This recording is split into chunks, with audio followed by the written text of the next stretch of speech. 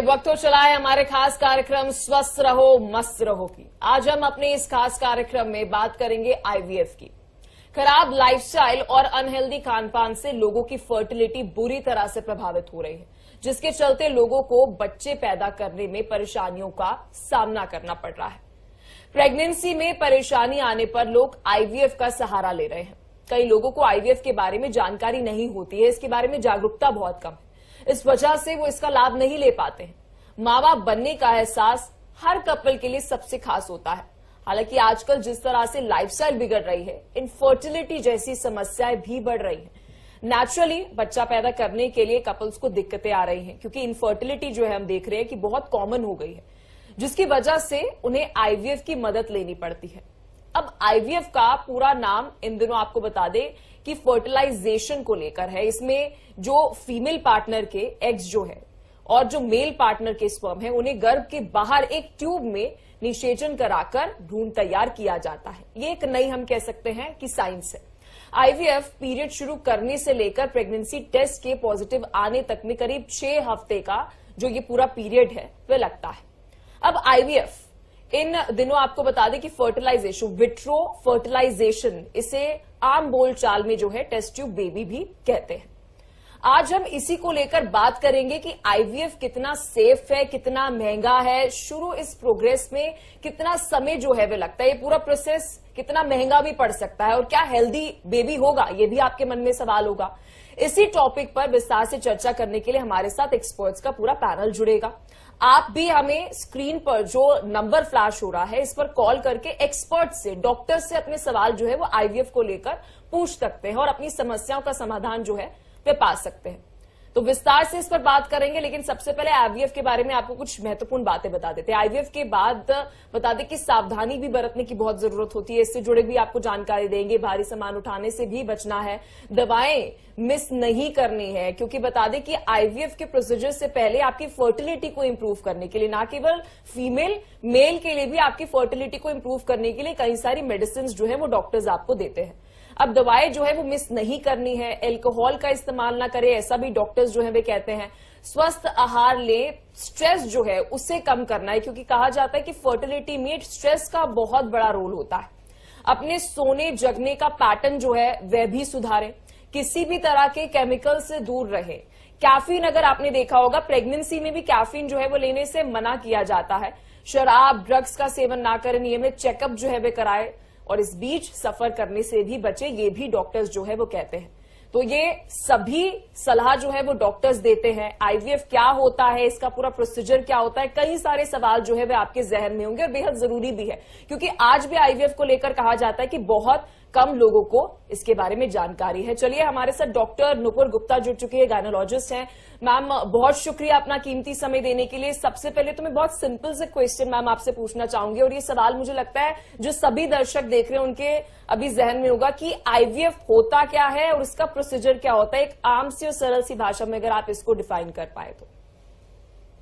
देखिए, आईवीएफ एक assisted reproductive technology है, जिसमें हम अंडा जो कि फीमेल्स का है और कीटाणु जो कि मेल्स का है, दोनों को हम बाहर टेस्ट ट्यूब में फर्टिलाइज करते हैं। इसीलिए इसको टेस्ट ट्यूब बेबी भी कहा जाता है और ह्यूमन बॉडी के ही बाहर लेबोरेटरी में किया जाता है। तो इससे हम एग्स जो है लेडी से रिट्रीव करते हैं, जिसको हम ओवरी से निकालते हैं, और मैन्युअली उसको लैब में हम स्पर्म के साथ कंबाइन करते हैं, और दोनों को जब एकजुट किया जाता है उसको कहते हैं फर्टिलाइजेशन। ये एक प्रक्रिया है जिस फर्टिलाइजेशन के द्वारा कीटाणु और एग दोनों मिलकर एम्ब्रियो बनाते हैं, जिसको हम फर्टिलाइज्ड एग भी कहते हैं।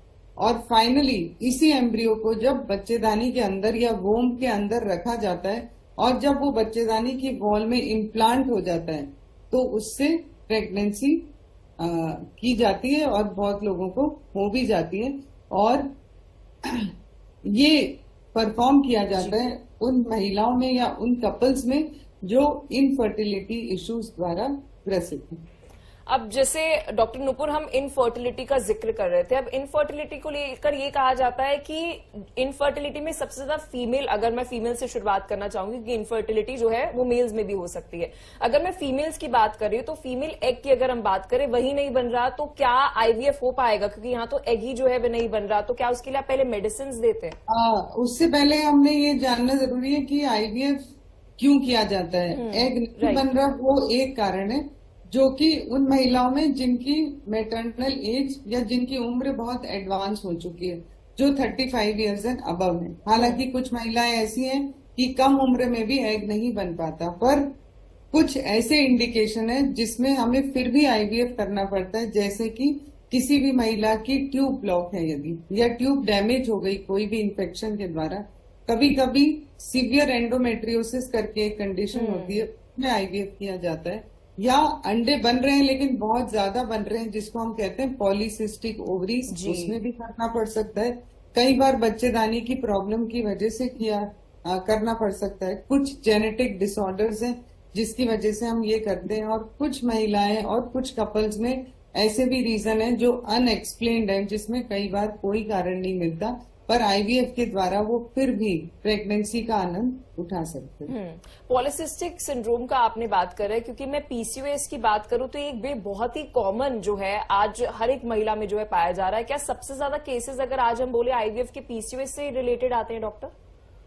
हाँ, पीसीओएस एक बहुत ही मुख्य कारण है इसमें, क्योंकि मल्टीपल एग्स बन जाते हैं अंडेदानी में। इसमें एग्स की कमी नहीं होती लेकिन एग मेच्योर नहीं हो पाता। तो कुछ पीसीओएस की कंडीशंस हैं जिसमें मल्टीपल एग्स बने जा रहे हैं, कुछ ऐसी कंडीशंस हैं जिसमें हम दवा देते हैं पर वो रिस्पॉन्ड नहीं करते, और कुछ ऐसी पॉलीसिस्टिक ओवरीज हैं जिसमें दवा देने पर वो हाइपर स्टिमुलेट हो जाती है और बहुत सारे एग्स जी। बनने लगते हैं, जिसकी वजह से मल्टीपल प्रेगनेंसी का भी रिस्क हो जाता है। जब इनमें आईवीएफ किया जाता है तो बहुत ही ध्यानपूर्वक इन केसेस को हैंडल करना पड़ता है। तो मेडिसिन जो होते हैं डॉक्टर नुपुर, क्या वो प्री रहती है या पोस्ट रहती है, कि आईवीएफ से पहले आपको मेडिसिन देनी पड़ती है या पोस्ट देनी पड़ती है, या फिर दोनों हम जो है प्रोबेबिलिटीज देखते हैं? तो आईवीएफ के कुछ स्टेप्स होते हैं। सबसे पहला स्टेप है कि प्रेगनेंसी नहीं हो रही और आप 1 साल से कोशिश कर रहे हैं प्रेगनेंसी ट्राई करने के लिए, लेकिन आपको उसका रिजल्ट नहीं मिला, तो सबसे पहली जो विजिट है वो आपकी हेल्थ केयर प्रोवाइडर या आईवीएफ या फर्टिलिटी कंसल्टेंट से मुलाकात है, जिसमें आप डिस्कस करेंगे कि ये भी एक ऑप्शन है। साथ ही साथ कुछ टेस्ट भी किए जाते हैं, जैसे कि सीमन एनालिसिस, हस्बैंड का टेस्ट, अल्ट्रासाउंड देखने के लिए कि अंडेदानी का रिजर्व कैसा है, कुछ ब्लड टेस्ट, पैप टेस्ट, और फिर फर्टिलिटी मेडिकेशन स्टार्ट की जाती है। आपकी डिटेल्ड फैमिली हिस्ट्री ली जाती है, जेनेटिक कैरियर स्क्रीनिंग अगर जरूरत है तो वो करते हैं। कई बार बच्चेदानी को भी इवेल्युएट करते हैं हिस्ट्रोस्कोपी के द्वारा, जिसमें यूट्रस को हम अंदर से भी देखते हैं, और फिर प्लान बनाया जाता है। तो हर कपल का अलग प्लान होता है और वो कस्टमाइज्ड होता है उनकी प्रॉब्लम को लेकर।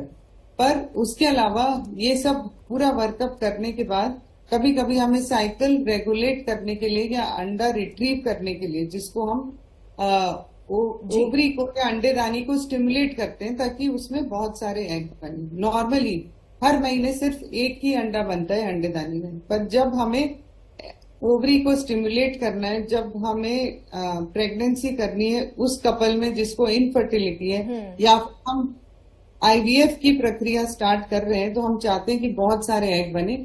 उस प्रोसीजर को हम कहते हैं। ठीक है डॉक्टर नुपुर, हमारे साथ डॉक्टर चारू यादव भी जुड़ चुके हैं, सीनियर कंसल्टेंट है, गायनोलॉजिस्ट है। मैम बहुत शुक्रिया अपना कीमती समय देने के लिए। हम अभी फीमेल पॉइंट ऑफ व्यू से बात कर रहे थे कि अगर आपको इनफर्टिलिटी है तो आप कैसे आईवीएफ जो है कर सकते हैं। मेल पॉइंट ऑफ व्यू से अगर हम बात करें तो क्या ऐसे सर्कमस्टांसेस रहते हैं कि आईवीएफ की जरूरत जो है पड़ती है? अगर हम बात करें मेल पॉइंट ऑफ व्यू से, उनकी फर्टिलिटी में क्या कुछ कमी जो है रहती है और इसे किस तरह से ठीक करके आईवीएफ जो है किया जा सकता है procedure? Right, male for infertility के मेन हो गए कि जैसे कि स्पर्म कम है, या फिर स्पर्म की जो मोटिलिटी है वो कम है, या स्पर्म में कोई डिफेक्ट जिसकी वजह से हमारी इनफर्टिलिटी हो रही। तो हम मेल का सीमन एनालिसिस करते हैं, जिससे हमें पता चलता है कि है किस चीज में, अमाउंट में कमी है, मोटिलिटी में कमी है, डिफेक्ट है स्पर्म की वजह से कमी है। तो स्पेसिफिक प्रॉब्लम को हम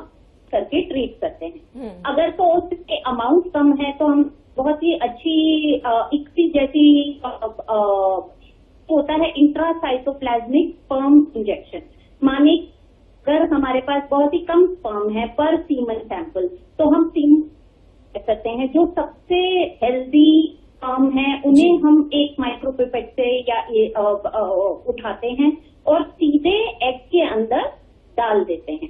तो इस तरीके से अगर हमारे पास कुछ एडिशनल स्पर्म्स भी हैं तो हम प्रेगनेंसी बहुत ही आराम से कर सकते हैं। ये एक काफी आसान तरीके की ट्रीटमेंट्स हैं जो इतनी सुनने में मुश्किल लग रही है नहीं, परंतु इनमें नॉर्मल नेचुरल प्रेगनेंसी होने के चांस कम हो जाते हैं। और अगर हम IUI करें जहां हम स्पर्म को जैसे नेचुरली अगर होता है तो वजाइना में सीमन रहता है, तो सीमन में से स्पर्म को कॉन्सेंट्रेट कर लेते हैं, उसमें छोड़ के आते हैं। अगर हम यूट्रस में भी छोड़ के, यदि हमारे पास बहुत ही कम फंक्शनल स्पर्म्स हैं, ऐसी होने के चांस कम है, परंतु जिसके उन स्पर्म जो मोटाइल भी हैं, जो हेल्थी जी कम नंबर में है, तो हम कम नंबर से स्पर्म उठा के सीधे एग के देते हैं और फर्टिलाइजेशन करा देते हैं। तो दिस टैकलिंग मेल इनफर्टिलिटी। क्या ऐसे भी केसेस डॉक्टर चारू रहते हैं कि दोनों कपल्स में से एक की फर्टिलिटी में इशू और दूसरी की फर्टिलिटी जो है वह सही है, तो उस केस में क्या होता है? देखिए, समझना है कि इनफर्टिलिटी एक कपल का इशू है ना, उसको मेल इनफर्टिलिटी या फीमेल इनफर्टिलिटी कह देते हैं, और कपल्स जो हैं बड़े डीमोटिवेट हो जाते हैं, सारा ब्लेम तरीके से एक पार्टनर पे आ जाता है, कारण हम बच्चे नहीं कर पा रहे हैं। तो वी हैव टू, ये कोई मेल या फीमेल है जो इनफर्टाइल है, तो एक बच्चा नहीं कर सकता है, एक कपल होता है, कपल फर्टाइल होता है। बट यस, अगर एक जगह हमने डिलीनिएट की है कि मेल में मेल सीमन में that is not cause for infertility, तो तरीके से हम मेल टैकल कर लेते हैं। फीमेल का सबसे कॉमन कॉज है कि हमारे जो बन रहे हैं वो समय पे नहीं बन रहे हैं या ओव्यूलेट नहीं हो पा रहे हैं। तो इसने बहुत अच्छा बताया कि ओव्यूलेट लक्षण माने अंडा बनने के लिए हार्मोनल स्टिमुलस दिया जाता है, कि वो स्टिमुलस दे दें जिससे और ओव्यूलेट होए और हम फैक्टर ऑफ इनफर्टिलिटी को कम कर सकते हैं। डॉक्टर नुपुर, अभी बहुत से दर्शकों के मन में ये सवाल उठ रहा होगा जो पहली बार IVF के बारे में सुन रहे होंगे या फिर इस प्रोसीजर के बारे में सोच रहे होंगे, क्या बेबी डॉक्टर नुपुर हेल्दी होगा? मुझे लगता है कि ये सवाल जो है वो सब में अभी कॉन्शियस में आ रहा होगा कि बेबी कितना हेल्दी होगा। हेल्दी होगा क्योंकि ये नेचुरल साइकिल को मिमिक करता है। नेचुरल साइकिल में क्या होता है कि एग और स्पर्म का फर्टिलाइजेशन बॉडी के अंदर ही ये प्रक्रिया होती है। जो फर्टिलाइजेशन है वो ट्यूब में होता है और जो इम्प्लांटेशन है वो यूट्रस में होता है।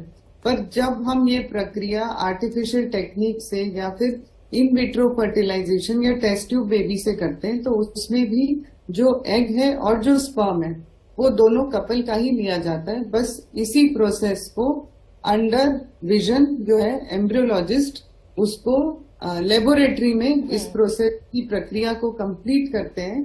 जब फर्टिलाइज्ड एग यानी कि एम्ब्रियो बन जाता है तब उसको यूट्रस में इम्प्लांट किया जाता है। बस यही डिफरेंस है कि ये कॉस्टली है और दूसरी चीज इसमें कुछ समय लगता है। और जैसे नेचुरल प्रेगनेंसी के लिए ट्राई करते हैं और हर प्रेगनेंसी सक्सेसफुल नहीं होती, इसी तरह से टेस्ट ट्यूब बेबी या IVF भी हर बार सक्सेसफुल नहीं होता। लेकिन जो हेल्दी बेबी की या हेल्दी प्रेगनेंसी की बात है वो सेम होगी एज अ नेचुरल प्रेगनेंसी। लेकिन अगर मैं ओवरऑल बात करूं कि इसका सक्सेस रेट कितना है, क्योंकि गूगल जी तो कह रहे हैं कि यहाँ पर सक्सेस रेट जो है वो 75 to 90% है। अगर आप अपने पर्सनल एक्सपीरियंस से बताएं तो इसका सक्सेस रेट क्या है?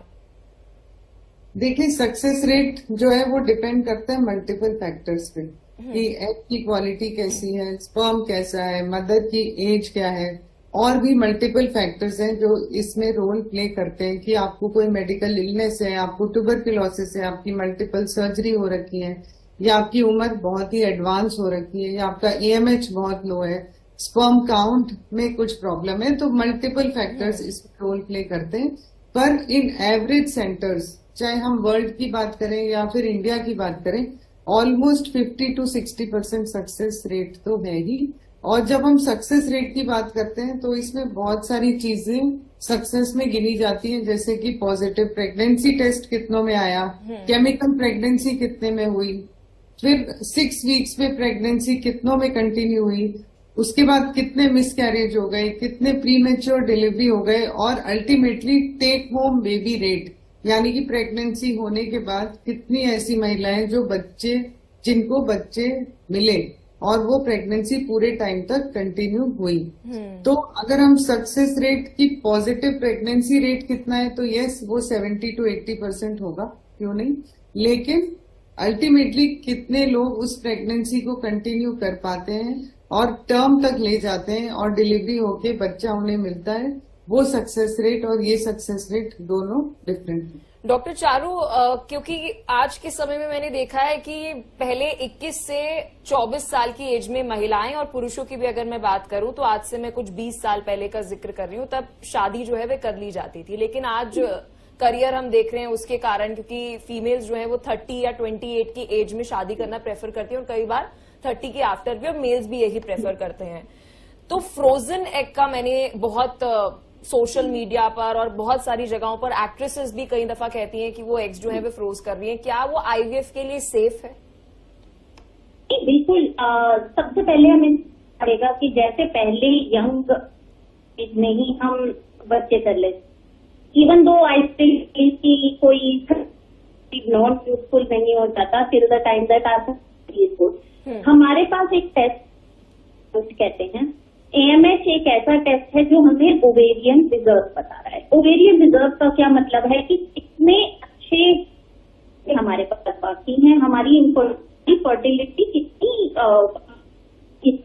जी। यदि हमें बहुत लंबे समय के लिए अब नहीं करने हैं और हमें एक late pregnancy plan, do understand हमारा AMH फर्टिलिटी है वो धीरे धीरे एज डिटेरियोरेट होती जाएगी, है ना। एंड पास ये एक अच्छा ऑप्शन है जहां एग को फ्रीज कर लेते हैं।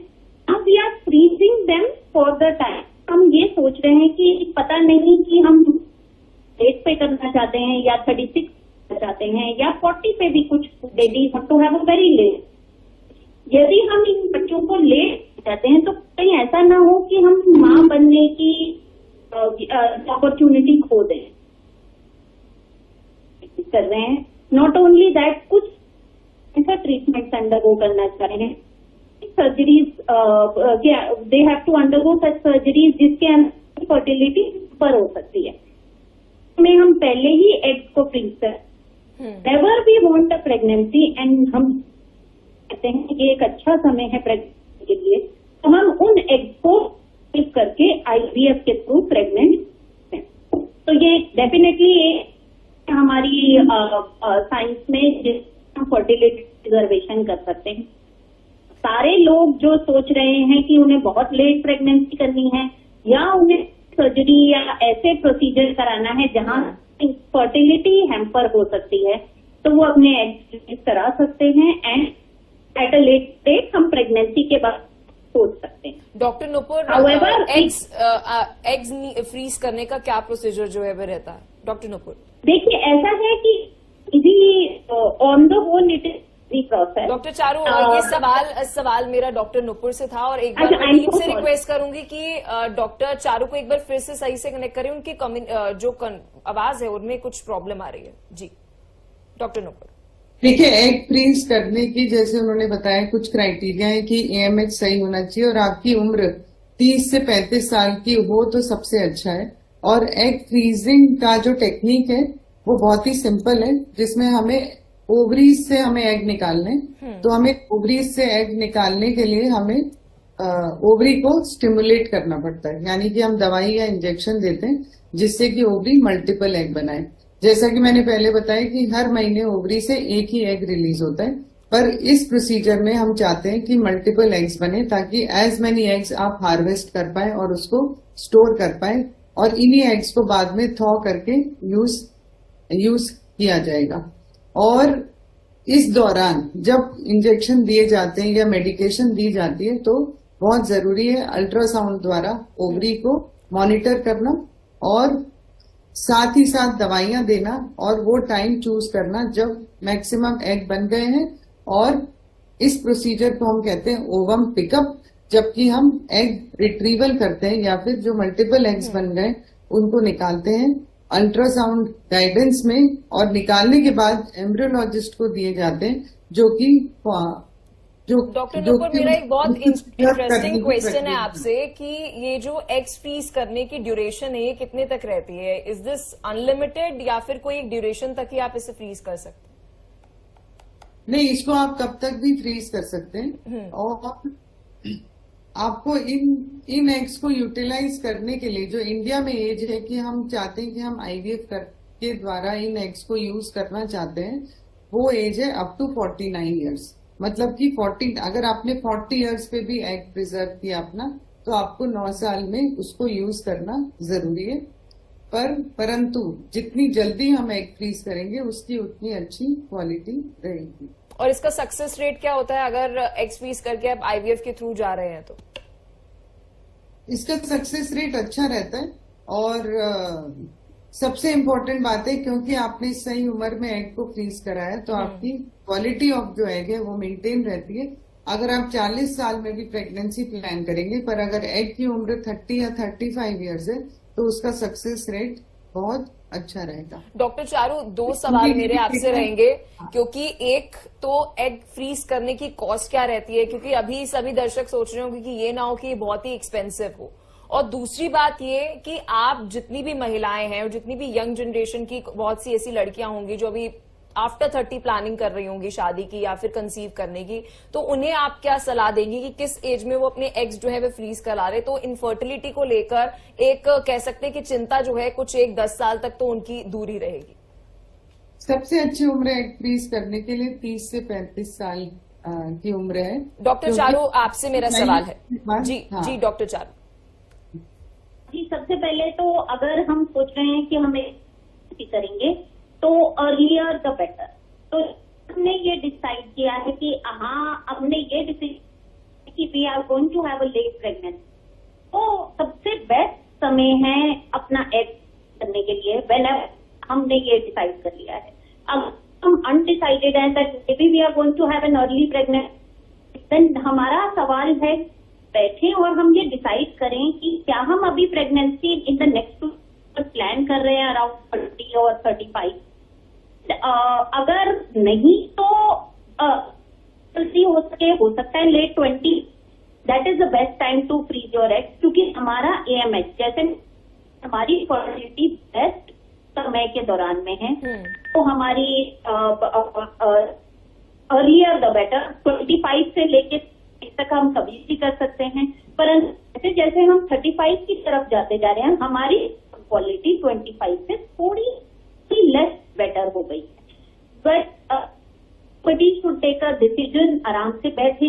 ये एक बहुत ही एक्सपेंसिव, आप देख रहे हैं क्वालिटी ऑफ लाइफ ऐसी हो गई है कि लिविंग एंड नॉर्मल चीजों में हम इतना पैसा खर्च, जो हम बाहर जाते हैं हम खाने खाते हैं, हमारा का खर्च ही इतना है कि इस चीज को हम एक्सपेंस नहीं मानते हैं। हम इस चीज को सोचते हैं कि हमारी क्वालिटी बेटर कर रही है। This is our life, this is the amount take to survive multinational city nowadays. हम इससे IVF की कॉस्ट कंपेयर करें, रुपए में हम एक ऐसी है जो हमें लाइफ लॉन्ग खुशी देने वाली है। क्या किसी से ज्यादा इम्पोर्टेंट है जाके जब हमें बच्चे चाहिए होंगे और हमने अपना एग प्रिजर्व नहीं कर पा रहा है और हमारे AMH अब अच्छा नहीं, हमारी फर्टिलिटी अब अच्छी नहीं लगी, तो हम ये सोचेंगे ये छोटी सी age compare to the we will achieve at 38 और 30 when we finally decide to have this. और 40 ईयर्स पे अगर हम सोचें कि हमारा प्रिजर्वेशन कितना था तो वो बहुत लगेगा एज कम्पेयर टू जब हम 20 साल पे बैठ के हम अपना एग प्रिजर्व करेंगे। तो विद जैसे लाइफ बढ़ेगी वैसे वैसे वो amount of money will not seem as much. हर सेंटर का एक कॉस्ट ऑफ ओवम प्रिजर्वेशन है। Ovum retrieval in itself, जो हम जैसे मैडम ओवम पिकअप और उसको रिट्रीव करने का कॉस्ट ज्यादा नहीं है, बहुत अफोर्डेबल है। हाउएवर हाँ, हम कितने साल के लिए को प्रिजर्व करना चाहते हैं वो आपको बैठ के अपने सेंटर के अकॉर्डिंग टू की कितने साल प्रिजर्व करना चाहते हैं, क्या हम अभी फिर भी एक अगर डॉक्टर चारू आप एक अप्रोक्सीमेट आइडिया देना चाहें, क्योंकि मुझे लगता है आईवीएफ एक ऐसी चीज है जो एक बहुत बड़ी बात है सभी महिलाओं के लिए और जो भी पेरेंट्स जो है बनना चाहते हैं, लेकिन इतनी जागरूकता जो है वो लोगों में नहीं है। I am not working at an center as of now, so I will not be able to very good picture. Maybe madam would enlighten us more on. Doctor Nupur, आप अगर कोई आइडिया दे पाए कि एग्स फ्रीज अगर कोई महिला करना चाहती है तो इसकी कॉस्ट क्या होगी और साथ ही आईवीएफ की कॉस्ट जो है वो भारत में कितनी पड़ती है? देखिए, ये तो बहुत ही डिफिकल्ट क्वेश्चन है क्योंकि हर सेंटर में अलग कॉस्ट है, पर ऑन एन एवरेज अगर हम गवर्नमेंट सेंटर्स की बात करें तो वहां पर भी कम से कम 50 to 60,000 पर साइकिल लगता है आईवीएफ के लिए। और अगर हम एग फ्रीजिंग की बात करें तो थोड़ा कम होगा, लेकिन जो भी प्राइवेट सेंटर्स हैं, जो प्राइवेट आईवीएफ क्लिनिक्स हैं, वहां पे on an average between 1 to 1.2 lakhs पर cycle will be the cost of egg freezing. मतलब ये अफोर्डेबल है, ऐसा नहीं है कि अगर आप पेरेंट बनना चाहते हो तो ये बहुत ही एक्सपेंसिव है। जी डॉक्टर चारू, आप कुछ कह रहे हैं? जी कि mostly lack is for every cycle in a. तो आपको ये समझना है कि जब हम एम्ब्रियो फॉर्म कर रहे हैं, जैसे एक साइकिल है जिसमें हमने ट्रीट किए, हमने या हमने हमें अपने लिए हैं, दैट साइकिल इज अराउंड 1.1। जी अब जो हमारे एम्ब्रियो बन गए हैं उन्हें हम ट्रांसप्लांट करना है into the uterus for the next few cycles, much cheaper as compare to forming the embryos. तो एम्ब्रियो फॉर्मेशन की कॉस्ट 1.2 के अंदर आ जाती है, एंड जो ट्रांसप्लांट ऑफ द एम्ब्रियोज है वो तो कुछ अंडर 50,000, तो which is a very cost as compare to जो हमें पहले लगता था कि बहुत महंगा है, शायद हमें 5 करने पड़ते, वैसा नहीं है।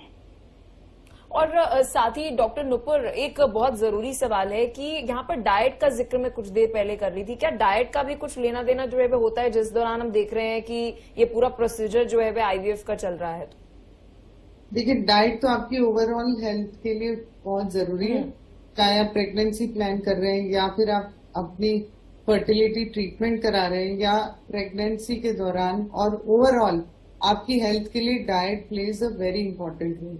हम देखते हैं कि जितनी नॉन कम्युनिकेबल प्रॉब्लम्स हैं, जैसे कि डायबिटीज है, ब्लड प्रेशर है, ये सब भी प्रेगनेंसी में बढ़ने लगी है।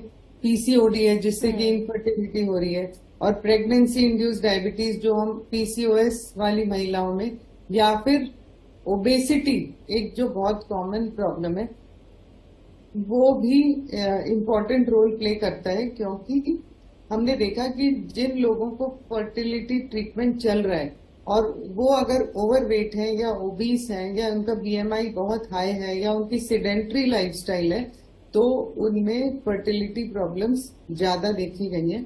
और एट द सेम टाइम जब वो अपना 7 to 10% वेट लॉस करते हैं या हेल्दी डाइट को फॉलो करते हैं, तो उनके रिजल्ट्स में बहुत बदलाव आता है और बहुत सक्सेस रेट इम्प्रूव करती है। डाइट का मतलब है कि डाइटिंग नहीं है, डाइट का मतलब है कि हमें ऑल 5 फूड कंपोनेंट्स हमारे खाने में होने चाहिए, चाहे वो कार्बोहाइड्रेट है, वो प्रोटीन है, वो फैट है, मिनरल्स हैं, विटामिन हैं, फाइबर है। हमारे साथ डॉक्टर नुपुर एक कॉलर जुड़ चुके हैं, प्रीतपाल हमारे साथ जुड़े हैं। प्रीतपाल जी, आपका सवाल क्या है आईवीएफ को लेकर? मेरा सवाल ये है कि जैसे मेरी वाइफ है, उसकी ट्यूब्स ब्लॉक है। जी जी प्रीतपाल जी। हाँ, मेरा ये सवाल है कि मेरी जो वाइफ है उसको बेबी नहीं हो पा रहा है, तो हमने एक बेबी जो है उसमें IVF कराया था, तो पॉजिटिव के बाद नेगेटिव हो गया। आप अपनी वाइफ को लेकर एक बात भी बता रहे थे, अगर आप उसे रिपीट कर पाए प्रीतपाल जी। हाँ, मेरी वाइफ में ऐसा है कि उनकी ट्यूब ब्लॉक है, तो जिसमें क्या होता है कि बच्चे दाने में गर्भ नहीं ठहरता। ठीक है डॉक्टर चारू, आपने सवाल सुना हो तो आप क्या रेकमेंड करना नहीं, चाहेंगे? आई वॉज अनेबल टू, बहुत कम वॉल्यूम आ रही, मेरे लिए सवाल रिपीट कर सकते हैं? जी बिल्कुल डॉक्टर चारू, वह कह रहे हैं कि आईवीएफ जो है उन्होंने कराया, नेगेटिव वहां पर आया और साथ ही ट्यूब्स जो है वह उनकी वाइफ की ब्लॉक है, तो आप क्या रेकमेंड करेंगे? क्या आईवीएफ यहाँ पर पॉसिबल है और क्या मेडिकेशंस भी पॉसिबली हो सकती हैं? बिल्कुल, आईवीएफ उन्हीं पेशेंट बना है जिनके अंदर अगर ट्यूब हेल्दी प्रेगनेंसी भी ट्राई कर सकते थे, यूट्रस अंदर हम सीमन छोड़ आते सकते थे। यदि ट्यूब ब्लॉक, पहले तो हमें सोच ट्यूब ब्लॉक हुई क्यों, जैसे टीबी या कोई ऐसी बीमारी है यूट्रस की लाइनिंग भी इफेक्ट हो सकती है। तो अगर हम डायग्नोज कर लिया कि ऐसी बीमारी है जिससे यूट्रस की लाइनिंग भी इफेक्ट हो सकता है, तो हम इसकी लाइनिंग को बेहतर करने के लिए कुछ इलाज शुरू करते हैं। अगर टीबी है तो कर सकते हैं, जिसकी प्रेगनेंसी का और सक्सेस रेट ज्यादा।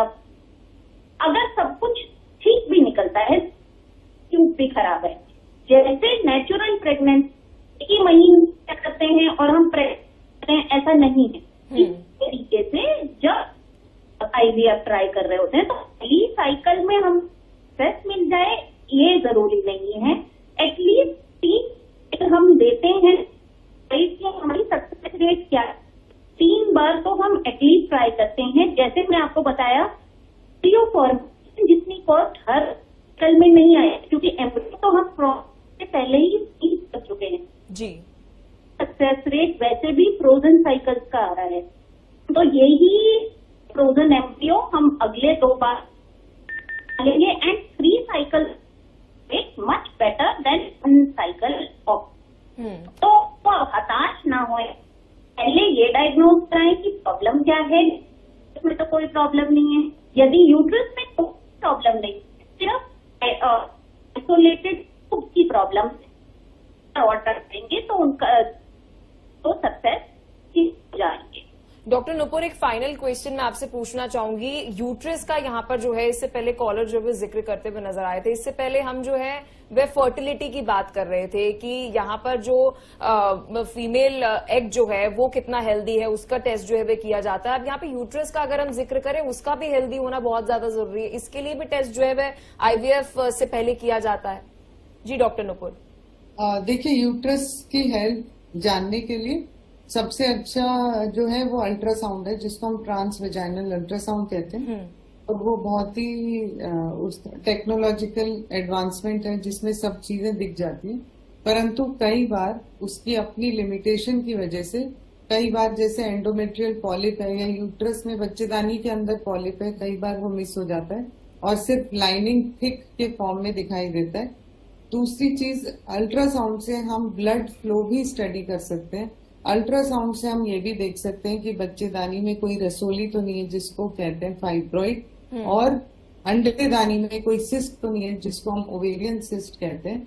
कई बार बच्चेदानी में अंदर बर्थ डिफेक्ट भी होते हैं जिनको हम कॉन्जेनाइटल यूट्राइन एनोमली के नाम से जानते हैं, कि बीच में कोई सेप्टम है या बीच में कोई ऐसी चीज है जो कि कॉन्जेनाइटल बर्थ डिफेक्ट है और जिसकी वजह से प्रेगनेंसी नहीं टिक पाएगी, या बच्चेदानी में अंदर एडिशंस हैं, यानी कि झिल्ली बन गई है और उस झिल्ली पे अगर प्रेगनेंसी इम्प्लांट हुई तो बच्चा नहीं टिकेगा और मिसकैरेज का रिस्क या प्री मैच्योर डिलीवरी का रिस्क है। उन ऐसी महिलाओं में जिनमें मल्टीपल मिसकैरेज या फिर मल्टीपल ऐसी परेशानियां हुई हैं, उन महिलाओं में हम हिस्ट्रोस्कोपी द्वारा बच्चेदानी को अंदर से देखते हैं। ये एक तरह की दूरबीन की जांच है। कई बार हम ओपीडी में भी करते हैं, कई बार शॉर्ट एनेस्थीसिया में भी किया जाता है कि अंदर से यूट्रस की हेल्थ कैसी है वो जानने के लिए। दूसरी चीज, कई इंडिया में बच्चेदानी का टीबी जैसे जेनाइटल ट्यूबरकुलोसिस बहुत कॉमन है, तो कभी कभी हमें एंडोमेट्रियल सैंपलिंग भी करनी पड़ती है, ये जानने के लिए कि टीबी तो नहीं है, और सबसे पहले उसका इलाज किया जाता है और फिर ही इस प्रोसीजर में आगे बढ़ते हैं। बहुत शुक्रिया डॉक्टर चारू, बहुत शुक्रिया डॉक्टर गुप्ता, क्योंकि मुझे लगता है ये बहुत ही जरूरी विषय था जिस पर बात होनी बेहद ज्यादा जरूरी थी, क्योंकि प्रेगनेंसी बहुत ही इंपॉर्टेंट है और पेरेंट बनना हर एक कपल जो है वे चाहता है। लेकिन इस बीच अगर फर्टिलिटी इश्यूज है, क्योंकि हम देख रहे हैं इनफर्टिलिटी इश्यूज जो है बहुत ज्यादा बढ़ते हुए नजर आ रहा है, तो आईवीएफ भी आप अपना सकते हैं। लगातार खबरों का सिलसिला जारी है, लेकिन यहां रुक रहे हैं एक छोटे से ब्रेक के लिए।